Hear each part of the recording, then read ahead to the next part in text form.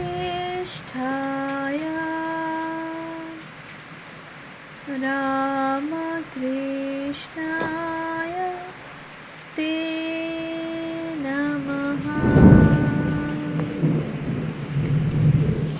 শ্রী শ্রী রামকৃষ্ণ কথামৃত শ্রীম কথিত প্রথম খণ্ড।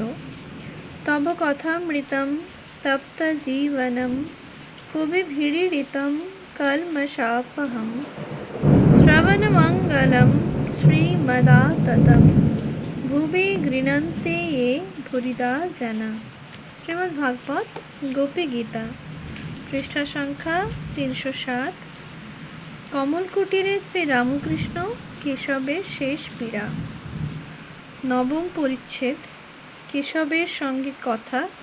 ঈশ্বরের হাসপাতালে আত্মার চিকিৎসা।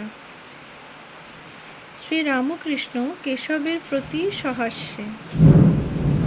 তোমার অসুখ হয়েছে কেন তার মানে আছে। শরীরের ভিতর দিয়ে অনেক ভাব চলে গেছে, তাই ওই রকম হয়েছে। যখন ভাব হয় তখন কিছু বোঝা যায় না, অনেক দিন পরে শরীরে আঘাত লাগে। আমি দেখেছি বড় জাহাজ গঙ্গা দিয়ে যখন চলে গেল তখন কিছু টের পাওয়া গেল না।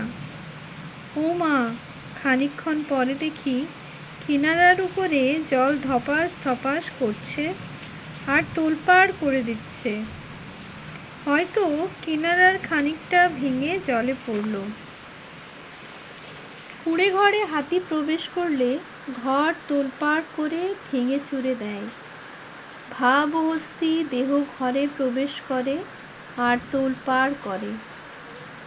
হয় কি জানো, আগুন লাগলে কতকগুলো জিনিস পুড়িয়ে টুড়িয়ে ফেলে আর একটা হৈ হৈ কাণ্ড আরম্ভ করে দেয়। জ্ঞান আগ্নি প্রথমে কাম ক্রোধ এই সব রিপু নাশ করে, তারপর অহং বুদ্ধি নাশ করে, তারপর একটা তোলপাড় আরম্ভ করে। তুমি মনে করছো সব ফুরিয়ে গেল, কিন্তু যতক্ষণ রোগের কিছু বাকি থাকে ততক্ষণ তিনি ছাড়বেন না। হাসপাতালে যদি তুমি নাম লেখাও আর চলে আসবার জো নাই। যতক্ষণ রোগের একটু কসুর থাকে ততক্ষণ ডাক্তার সাহেব চলে আসতে দেবে না। তুমি নাম লিখালে কেন? সকলের হাস্য। কেশব হাসপাতালের কথা শুনিয়া বারবার হাসিতেছেন, হাসি সংবরণ করিতে পারিতেছেন না। থাকেন থাকেন, আবার হাসিতেছেন। ঠাকুর আবার কথা কহিতেছেন। পূর্বকথা।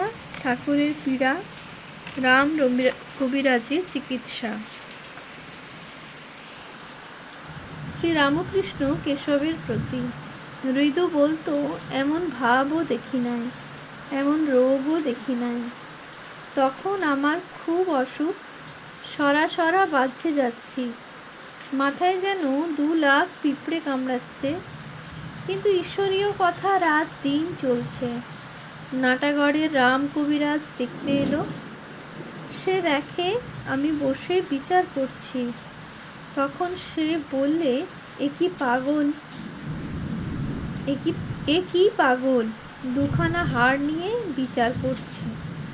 কেশবের প্রতি। তার ইচ্ছা, সকলই তোমার ইচ্ছা, সকলই তোমার ইচ্ছা, ইচ্ছাময়ী তারা তুমি। তোমার কর্ম তুমি করো মা, লোকে বলে করি আমি।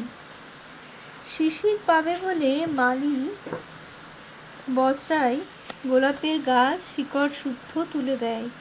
শিশির পেলে গাছ ভালো করে গজাবে, তাই বুঝি তোমার শিকড় শুদ্ধ তুলে দিচ্ছে। ঠাকুরের ও কেশবের হাস্য। ফিরে ফিরতি বুঝি একটা বড় কাণ্ড হবে। কেশবের জন্য শ্রী রামকৃষ্ণের ক্রন্দন ও সিদ্ধেশ্বরীকে ডাব চিনি মানন। তোমার অসুখ হলেই আমার প্রাণটা বড় ব্যাকুল হয়। আগের বারে তোমার যখন অসুখ হয়, রাত্রির শেষ প্রহরে আমি কাঁদতুম, বলতুম, মা, কেশবের যদি কিছু হয় তবে কার সঙ্গে কথা কব? তখন কলকাতায় এলে দারচিনি সিদ্ধেশ্বরীকে দিয়েছিলুম। মার কাছে মেনেছিলুম যাতে অসুখ ভালো হয়।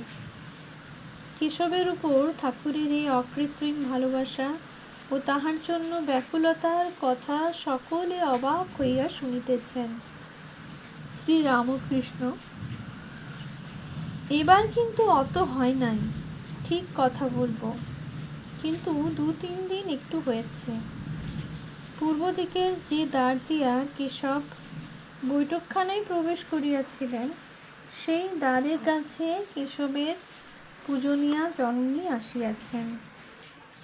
সেই দ্বারদেশ হইতে উমানাথ ঠাকুর শ্রীরামকৃষ্ণকে উচ্চ স্বরে বলিতেছেন, মা, আপনি আপনাকে প্রণাম করিতেছেন। সেই দ্বারদেশ হইতে উমানাথ ঠাকুর শ্রীরামকৃষ্ণকে উচ্চ স্বরে বলিতেছেন, মা, আপনাকে প্রণাম করিতেছেন। ঠাকুর হাসিতে লাগিলেন। উমানাথ বলিতেছেন, মা বলছেন কেশবের অসুখটি যাতে সারে। ঠাকুর বলিতেছেন, মা সুবোচনী আনন্দময়ীকে ডাকো, তিনি দুঃখ দূর করবেন। কেশবকে বলিতেছেন, বাড়ির ভিতরে অত থেকো না, মেয়ে ছেলেদের মধ্যে থাকলে আরও ডুববে, ঈশ্বরীয় কথা হলে আরও ভালো থাকবে। গম্ভীরভাবে কথাগুলি বলিয়া আবার বালকের ন্যায় হাসিতেছেন। কেশবকে বলছেন, দেখি তোমার হাত দেখি। ছেলে মানুষের মতো হাত লইয়া যেন ওজন করিতেছেন। অবশেষে বলিতেছেন, না, তোমার হাত হালকা আছে, খলদের হাত ভারী হয়। সকলের হাস্য। উমানাথ দ্বারদেশ হইতে আবার বলিতেছেন, মা বলছেন কেশবকে আশীর্বাদ করুন। শ্রীরামকৃষ্ণ গম্ভীর স্বরে, আমার কি সাধ্য, তিনিই আশীর্বাদ করবেন। তোমার কর্ম তুমি করো মা, লোকে বলে করি আমি। ঈশ্বর 2 বার হাসেন। একবার হাসেন যখন 2 ভাই জমি বখরা করে আর দড়ি মেপে বলে এদিকটা আমার, ওদিকটা তোমার। ঈশ্বর এই ভেবে হাসেন, আমার জগৎ তার খানিকটা মাটি নিয়ে করছে এদিকটা আমার, ওদিকটা তোমার। ঈশ্বর আর একবার হাসেন।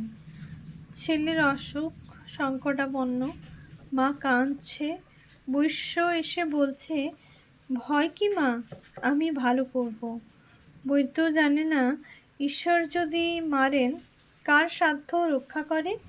সকলেই নিস্তব্ধ। ঠিক এই সময় কেশব অনেকক্ষণ ধরিয়া কাশিতে লাগিলেন। সে কাশি আর থামিতেছে না। সে কাশির শব্দ শুনিয়া সকলেরই কষ্ট হইতেছে। অনেকক্ষণ পরে ও অনেক কষ্টের পর কাশি একটু বন্ধ হইল। কেশব আর থাকিতে পারিতেছেন না। ঠাকুরকে ভূমিষ্ঠ হইয়া প্রণাম করিলেন।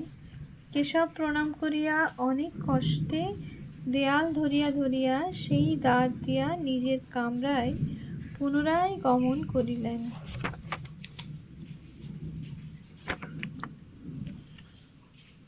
দশম পরিচ্ছেদ। ব্রাহ্ম সমাজ ও বেদোল্লিখিত দেবতা গুরুগিরি নিজ বুদ্ধি। অমৃত কেশবের বড় ছেলে দয়ানন্দ সরস্বতী। ঠাকুর শ্রী রামকৃষ্ণ কিছু মিষ্টিমুখ করিয়া যাইবেন। কেশবের বড় ছেলেটি কাছে আসিয়া বসিয়াছেন। অমৃত বলিলেন, এইটি বড় ছেলে, আপনি আশীর্বাদ করুন। ও কি, মাথায় হাত দিয়ে আশীর্বাদ করুন। ঠাকুর শ্রী রামকৃষ্ণ বলিলেন, আমার আশীর্বাদ করতে নাই। এই বলিয়া সহাস্যে ছেলেটির গায়ে হাত বুলাইতে লাগিলেন। অমৃত সহাস্যে, আচ্ছা, তবে গায়ে হাত বুলান। সকলের হাস্য। ঠাকুর অমৃতাদি ব্রাহ্মভক্ত সঙ্গে কেশবের কথা কহিতেছেন। শ্রী রামকৃষ্ণ অমৃত প্রভৃতির প্রতি, অসুস্থ ভালো হোক, এইসব কথা আমি বলতে পারি না, ও ক্ষমতা আমি মার কাছে চাইও নি। আমি মাকে শুধু বলি, মা আমাকে শ্রদ্ধা ভক্তি দাও। ইনি কি কম লোকা? যারা টাকা চায় তারাও মানে, আবার সাধুতেও মানে। দয়ানন্দকে দেখেছিলাম, তখন বাগানে ছিল। কেশব সেন করে ঘর বাহির করছে, কখন কেশব আসবে। সেদিন বুঝি কেশবের যাবার কথা ছিল। দয়ানন্দ বাংলা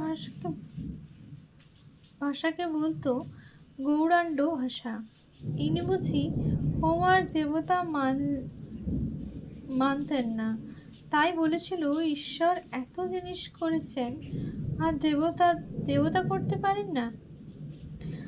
ঠাকুর কেশবের শিষ্যদের কাছে কেশবের সুখ্যাতি করিতেছেন। শ্রীরামকৃষ্ণ। কেশব হীন বুদ্ধি নয়।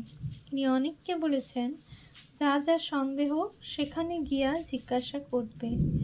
আমারও স্বভাবেই আমি বলি, ইনি আরও কোটি গুণে বাড়ুন, আমি মান নিয়ে কি করব? ইনি বড় লোক, টাকা যায় যারা তারাও মানে, আবার সাধুরাও মানে।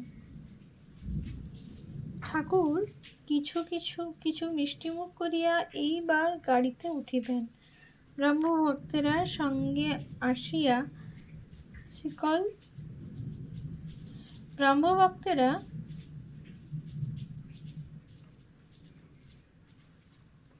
সঙ্গে আসিয়া তুলিয়া দিতেছেন। সিঁড়ি দিয়া নামিবার সময় ঠাকুর দেখিলেন নিচে আলো নাই। তখন অমৃতাদি ভক্তদের বলিলেন, এসব জায়গায় ভালো করে আলো দিতে হয়, আলো না দিলে দারিদ্র হয়, এরকম যেন আর না হয়। ঠাকুর দু একটি ভক্তর সঙ্গে সেই রাত্রে কালীবাড়ি যাত্রা করিলেন।